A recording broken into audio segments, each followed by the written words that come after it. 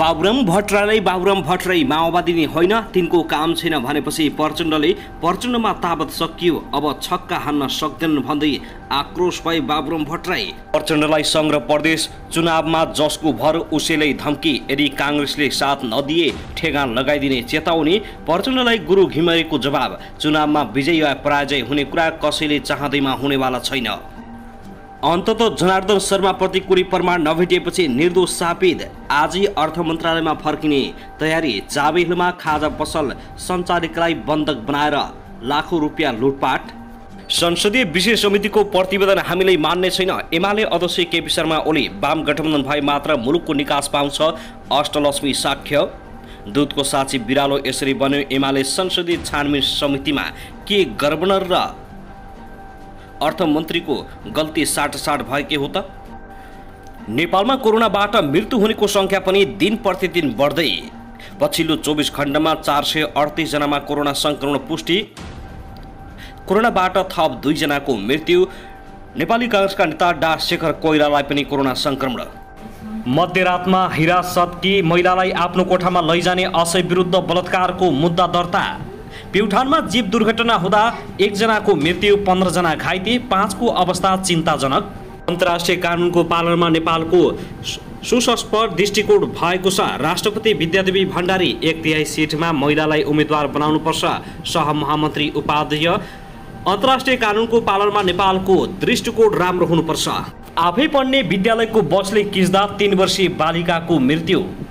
सलमान खानको घरमा चोरी, 1 महिला र 3 बालक प्रहरीको नियन्त्रणमा। चितुवाको आक्रमणबाट 1 वृद्ध गम्भीर घाइते। मङ्सिर 4 गते सङ्घ र प्रदेशको निर्वाचन हुने पक्का, सरकारले गर्यो यस्तो घोषणा। हदी ट्र्यापिङमा पारेर मोलमोलाई गर्ने दम्पति प्रहरीको नियन्त्रणमा। बाँकेको हिरासतमा रहेकी महिलालाई असैले गरे जबरजस्ती बलात्कार। भर्खरै आयो निकै ठुलो खबर, पोखराबाट 45 यात्रु बोकेर काठमाडौँ उडेको 6 मिनटमै इन्जिनमा समस्या आएपछि यति एयरलाइन्सको जहाज पुनः पोखरा फर्काइयो। कोरोना संक्रमण दिन प्रतिदिन बढ्न थालेपछि सरकारले थाल्यो यी जिल्लामा लकडाउनको तयारी। कुन कुन जिल्लामा लकडाउनको तयारी थाल्यो, यसबारे सम्पूर्ण जानकारी। एकै दिनमा राहदानी बनाइदिने प्रलोभनमा ठगी गर्ने 4 जना प्रहरीको नियन्त्रणमा। काली गण्डकीका 56 जना छोरीको खातामा 5000 जम्मा। र खोटाङमा खेल्दा खेल्दै पासो लागेर 9 वर्षीय बालिकाको ज्यान गयो। नवलपुरमा पोखरीमा डुबेर 2 बालबालिकाको मृत्यु। एसी रिजल्टबारे निकै ठुलो खबर। अब हेर्नुहोस् पूरा समाचार।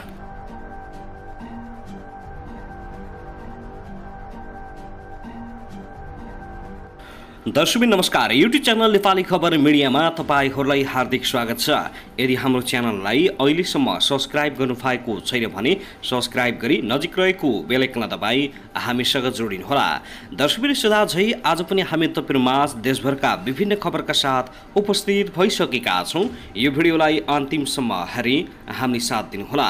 दर्शक हाम्रो मेहनतको लागि एउटा सानो लाइक गर्न भनी नभुल्नुहोला। कहाँदेखि हेर्दै हुनुहुन्छ, के भन्न चाहनुहुन्छ, तपाईको मनमा लागेको प्रतिक्रिया अवश्य पनि कमेन्ट गर्न नभुल्नुहोला। दर्शक के तपाईँ हाम्रो च्यानलमा नियमित श्रोता हुनुहुन्छ? यदि नियमित हुनुहुन्छ भने तल कमेन्ट बक्समा नियमित अथवा रेगुलर लेख्नुहोस्। यदि तपाईँ नयाँ हुनुहुन्छ भने सब्स्क्राइब गरी जोडिनुहोस्, ताकि नयाँ अपडेटका साथ हामी तपाईहरुमाझ दैनिक रूपमा उपस्थित हुने गर्दछौँ। हाम्रा अपडेटहरू तपाईहरूलाई के कस्तो लागिरहेका छन्, सल्लाह सुझाव प्रतिक्रिया कमेन्ट बक्समा छोड्न नभुल्नुहोला।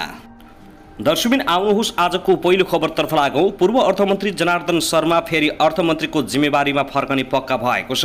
कर विज्ञ भन्दै नेपाल सरकारकै पूर्व नायब सुब्बालाई जेठ 14 गतेको राति अर्थ मन्त्रालयमा प्रवेश गराएरै करका दरहरू हेरफेर गरेको आरोप लागेपछि राजीनामा दिएका शर्मालाई नै माओवादी केन्द्रले फेरि अर्थमन्त्री जिम्मेवारीमा पठाउने भएको हो। पदाधिकारी चयन गर्ने एजेन्डा रहेको भोलिको स्थायी कमिटी बैठकले शर्मालाई पुनः जिम्मेवारीमा फर्काउन सिफारिस गर्ने र प्रधानमन्त्री शेरबहादुर देउवाले मन्त्री परिषद हेरफेर गर्ने माओवादी केन्द्रका नेता हरिबोल गजुरले जानकारी दिएका छन्। उहाँ शर्मा पुनर्बहाली हुनुहुन्छ। राजीनामा दिएर बसेकाले भोलि बस्ने बैठकले पुनः सिफारिस गरेर पठाउने भन्ने तयारी छ। त्यसपछि प्रधानमन्त्रीले हेर्नुहोला। उनले भने अनावश्यक हुमिलेटेड गरेको हुनाले एकपटक बनाउनुपर्छ भन्ने छ, तर टुङ्गिएको छैन। माओवादी केन्द्रले अर्थमन्त्रीमा शर्माको पुनरागमन गराए मात्र निर्वाचनको मिति तोक्न दिने सङ्केत गरेको छ। आरोपित व्यक्तिलाई संसदीय छानबिन समितिले नै सफाई दिएपछि प्रधानमन्त्री शेरबहादुर देउवालाई पनि सजिलो भएको छ। शर्मालाई मन्त्री नबनाए माओवादीमा आगामी चुनावमा पहिलो पार्टी बन्ने काङ्ग्रेसको सपना साकार नहुने देखेपछि देउवाले आफैसँग राखेको मन्त्रालय शर्माकै जिम्मा लगाउने मनस्थिति बनाइसकेका काङ्ग्रेसकै कतिपय नेताहरूले बताएका छन्। माओवादी अध्यक्ष प्रचण्डकै इसारामा सरकार र संसद चलाइरहेका देउवाले शर्मालाई छिट्टै मन्त्रीमा पद बहाली गराएर प्रतिनिधि र प्रदेशसभा निर्वाचनको मिति तोक्ने तयारी गरेका छन्। दर्शकबिन त्यसैगरी आउनुहोस् अब अर्को खबरतर्फ लागौँ। पछिल्लो 24 घण्टामा 438 जनामा कोरोना भाइरस संक्रमण पुष्टि भएको छ। स्वास्थ्य तथा जनसङ्ख्या मन्त्रालयले जारी गरेको नियमित बुलेटिनका अनुसार 3679 जनामा गरिएको परीक्षण मध्ये 438 जनामा कोरोना संक्रमण पुष्टि भएको हो। सक्रिय संक्रमितको संख्या 4369 रहेको छ। विगत 24 घण्टामा 277 जना कोरोनाबाट मुक्त भएर डिस्चार्ज भएका छन्। त्यस्तै संक्रमणबाट 2 जनाको पछिल्लो 24 घण्टामा मृत्यु भएको छ। अहिलेसम्म 11966 जनाको कोरोनाबाट मृत्यु भएको छ। काठमाडौँ जिल्लामा 500 भन्दा बढी तथा मोरङ र ललितपुरमा 200 भन्दा बढी संक्रमित भेटिएका छन्। त्यस्तै मनाङ, कालीकोट, मुगु, हुम्ला र बाजुरामा 0 संक्रमित रहेका छन्। हाल होम आइसोलेसनमा 4218, संस्थागत आइसोलेसनमा 1051 र सघन उपचार कक्ष आइसियुमा 33 र भेन्टिलेटरमा 4 जनाको उपचार भइराखेको छ। त्यसैगरी विगत 24 घण्टामा 58559 जनाले कोरोना भाइरस विरुद्धको खोप लगाएका छन्। दर्शकबिन त्यसैगरी आउनुहोस् अब अर्को खबरतर्फ लागौँ। प्रमुखप्रतिपक्षी दल नेकपा एमालेका अध्यक्ष केपी शर्मा ओलीले तत्कालीन अर्थमन्त्री जनार्दन शर्मामाथि छानबिन गर्न गठित संसदीय विशेष समितिको प्रतिवेदन मान्न नसकिने बताएका छन्। समितिको प्रतिवेदन सत्य नभएको र तथ्यमा आधारित पनि नरहेकाले त्यसलाई मान्न नसकिने पूर्व प्रधानमन्त्री समेत रहेका ओलीले बताएका हुन्। राष्ट्रिय युवा सङ्घ नेपालले हिजो शनिबार काठमाडौँमा आयोजना गरेको एक कार्यक्रममा बोल्दै उनले सत्तारूढ गठबन्धनकै बहुमतले तयार पारेर ल्याइएको यो प्रतिवेदनलाई नेपाली जनताले पनि अस्वीकार गर्नुपर्ने तर्क गरेका छन्। अध्यक्ष ओलीले आफ्नो पार्टीलाई यो प्रतिवेदन मान्ने नहुने र जे सत्य हो त्यसैमा अडिएर अगाडि बढ्ने आफ्नो पार्टीको अडान रहेको समेत स्पष्ट पारेका छन्। समितिमा 11 जना मध्ये 7 जना आफ्नो राख्ने र अनि हुन्छ र हुन्न भनेको आधारमा प्रतिवेदन आएको भन्दै उनले आक्रोश समेत व्यक्त गरेका छन्। अध्यक्ष ओलीले भने इन्टरनेसनल छानबिन गरौँ, यो देश विरुद्धको अपराध हो, देशको अर्थतन्त्रमाथिको गम्भीर अपराध हो, यो तथ्यमा आधारित रिपोर्ट होइन, त्यसकारण त्यसलाई मान्न सक्ने कुरा हुँदैन। नेपाली जनताले पनि यसलाई अस्वीकार गर्नुपर्छ। अध्यक्ष ओलीले सत्तारूढ दलहरूले देशलाई बर्बादीको दिशातिर धकेलेको उल्लेख गर्दै त्यसलाई जोगाउन पनि आगामी निर्वाचनमा नेकपा एमाले शानदार बहुमत ल्याएर सरकार बनाउनु पर्ने जिकिर गरेका छन्। दर्शकबिन त्यसैगरी आउनुहोस् अब अर्को खबरतर्फ लागौँ।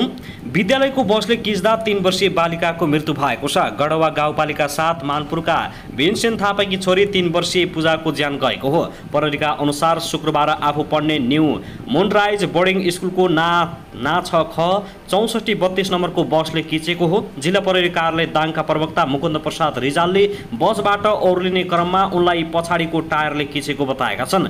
गम्भीर घाइते भएकी उनलाई उपचारका लागि लमई अस्पताल पुर्याइए लगतै मृत्यु भएको हो। प्रहरीले विद्यालयको बस र चालकलाई नियन्त्रणमा लिएको छ। दर्शकबिन त्यसैगरी आउनुहोस् अब अर्को खबरतर्फ लागौँ। दाङमा नहर कुलोमा डुब्दा 1 जना 3 वर्षीय बालिकाको ज्यान गएको छ। मृत्यु हुनेमा घोरै उपमहानगरपालिका 10-4 बगैया बस्ने बिन्दु पुनकी 3 वर्षीय छोरी लिबिसा पुन रहेको जिल्ला प्रहरी कार्यालय दाङले जनाएको हो। उनको शुक्रबार दिउँसो करिब 4:15 बजे आफ्नो घरदेखि 500 मिटर उत्तरतर्फ रहेको नहर कुलोमा डुबेर मृत्यु भएको प्रहरीले जनाएको छ। त्यस्तै खेतमा पानी लगाउन गएको समयमा कुलोमा डुबेर एक युवकको पनि मृत्यु भएको छ। मृत्यु हुनेमा तुलसीपुर उपमहानगरपालिका 2 पोटलीका 26 वर्षीय नरेश चौधरी रहेको इलाका प्रहरी कार्यालय तुलसीपुरले जानकारी दिएको छ भने शुक्रबार बिहान 9 बजेको समयमा कुलोमा डुबेर मृत्यु भएको प्रहरीले जनाएको हो। दर्शकबिन त्यसैगरी आउनुहोस् अब अर्को खबरतर्फ लागौँ। नेपाल कम्युनिस्ट पार्टी एकीकृत समाजवादीका केन्द्रीय अध्यक्ष तथा पूर्व प्रधानमन्त्री माधव कुमार नेपालले गठबन्धनको गीत मात्रै गाउँदा पालिका तहको चुनावमा अपेक्षित सिट हासिल गर्न नसकेको गुनासो गरेका छन्। नेपाल कम्युनिस्ट पार्टी एकीकृत समाजवादी जिल्ला कमिटी डोटीले आयोजना गरेको अगुवा कार्यकर्ता भेलालाई सम्बोधन गर्न आज जिल्ला सदरमुकाम सिलगढीमा पुगेका अध्यक्ष नेपालले सिलगढीमा पत्रकारहरूसँग कुरा गर्दै गठबन्धनकै भर परेर पालिका तहको चुनावमा अपेक्षित सिट हासिल गर्न नसकेको बताएका हुन्। उनले भने गठबन्धनको गीत मात्रै गाउँदा पालिका तहमा अपेक्षित सिट हासिल गर्न सकिएन। अबको सङ्घ प्रदेशको निर्वाचनमा हामी सोचेभन्दा बढी सिट हासिल गर्नेछौँ। पत्रकारहरूसँगै कुराकानीमा अध्यक्ष नेपालले हालको 5 दलीय गठबन्धन सङ्घ र प्रदेशको चुनावसम्म मात्र नभई पछिसम्म पनि दिगो रहने विश्वास व्यक्त गरेका छन्। वर्तमान परिपक्षमा गठबन्धन आवश्यक रहेकाले चुनावसम्म मात्र नभई पछिसम्मका लागि पनि गठबन्धन कायम राख्न 5 दलका शीर्ष नेताहरूबीच सहमत भएको अध्यक्ष नेपालले जानकारी दिएका छन्। दर्शकबिन त्यसैगरी आउनुहोस् अब अर्को खबरतर्फ लागौँ। नेकपा एमालेका उपाध्यक्ष युवराज गेवालले 5 दलीय सत्तारूढ गठबन्धनमा अब 5 दलीय थपिए पनि आगामी निर्वाचनमा नेकपा एमालेलाई कसैले पराजित गर्न नसक्ने बताएका छन्। तैपनि चुनावमा नेकपा एमाले कुनै दलसँग गठबन्धन नगर्ने उनको भनाइ छ। नेकपा एमाले एक्लै चुनाव लड्नुपर्छ भन्ने मान्यतामा रहेको उनको भनाइ छ। प्रतिनिधि सभा र प्रदेशसभाको आगामी निर्वाचनलाई लक्षित गर्दै देशव्यापी रूपमा पार्टीका अगुवा कार्यकर्ताको प्रशिक्षण सञ्चालन गर्न सुदूरपश्चिम पुगेका उपाध्यक्ष गेवालले शुक्रबार धनगढीमा प्रेस चौतारीले आयोजना गरेको पत्रकार सम्मेलनमा यस्तो बताएका हुन्। 5 दलीय गठबन्धन मात्र होइन, अरू 5 दलीय थपे पनि नेकपा एमालेलाई हराउन सक्ने अवस्था छैन। उपाध्यक्ष गेवालले भने त्यस्तै उनले नागरिकता विधेयक सम्बन्धी संसदमा पास भएको प्रसङ्गमा नेपाल जस्तो भूराजनीतिक अवस्थामा रहेको देशमा नागरिकता जस्तो विषय खुकुलो बनाउन नहुने धारणा व्यक्त गरेका छन्। नागरिकता लिनबाट वञ्चित भएकाहरूले नागरिकता पाउनुपर्छ भन्ने कुरामा पार्टी दृढ रहेको छ, तर विदेशबाट बिहे गरेर सिन्दुर हाल्ने बित्तिकै नागरिकता पाउने कुराको पार्टीले गम्भीर विरोध गरिरहेको छ। यस क्रममा उनले नागरिकता विधेयक राष्ट्रपतिले फिर्ता गरिदिनुपर्ने धारणा व्यक्त गरेका छन्। यद्यपि यसबारे पार्टीमा छलफल नभएको र आफ्नो व्यक्तिगत धारणा रहेको गेवालीको भनाइ छ।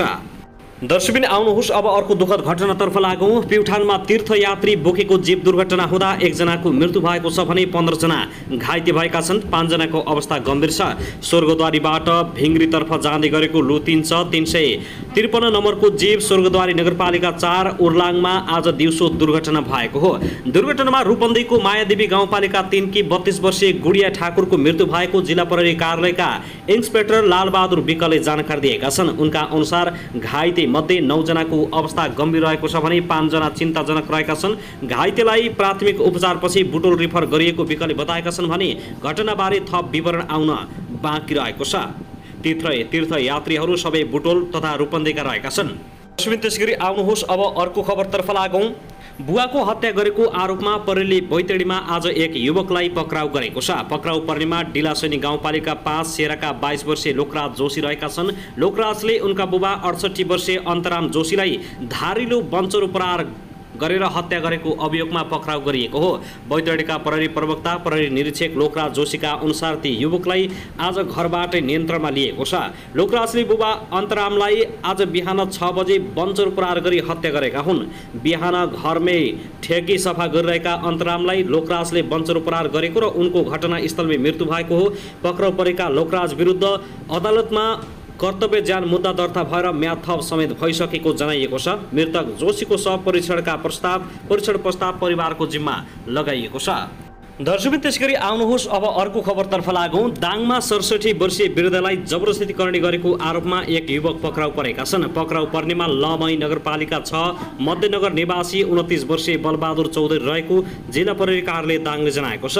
प्रहरीका अनुसार चौधरीले ती वृद्ध घरमा एक्लै भएको समय पारेर पटक पटक जबरजस्ती करणी गर्दै आइरहेका थिए। वृद्धले आफूलाई जबरजस्ती करणी गर्ने व्यक्तिको पहिचान गर्न नसक्दा घटना बाहिरिन ढिलाइ भएको प्रहरीले जनाएको छ। आफूलाई जबरजस्ती करणी गर्ने व्यक्ति साउन 2 गते राति 9 बजेतिर वृद्धले पहिचान गरेपछि उनका परिवारले बुधबार मात्र प्रहरीमा उजुरी दिएको थियो।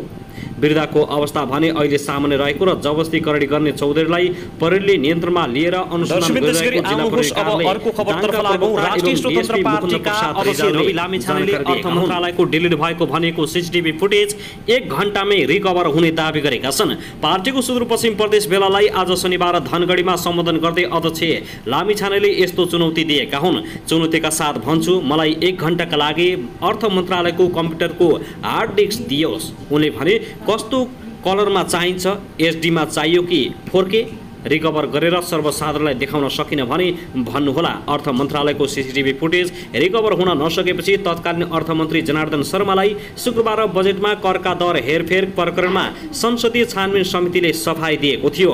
लामिछानेले प्रमुख प्रतिपक्षी दल नेकपा एमाले एम अधिकारीसँग सीसीटीभी फुटेज हराएको विषय साटेको आरोप लगाएका छन्। यहाँ खोइ प्रतिपक्ष उनले भने अर्थ मन्त्रालयको सीसीटीभीको फुटेज डिलिट भएको विषय एम अधिकारीसँग साटफेड गर्ने पनि प्रतिपक्ष हुन्छ। एमालेको अर्थ तथा योजना विभागको सदस्यमा रहेका एम अधिकारी राष्ट्र ब्याङ्कका गभर्नर रहेको भन्दै काङ्ग्रेस र माओवादीले उनको राजीनामा मागेका थिए, तर अहिले यो विषय सेलाइसकेको छ।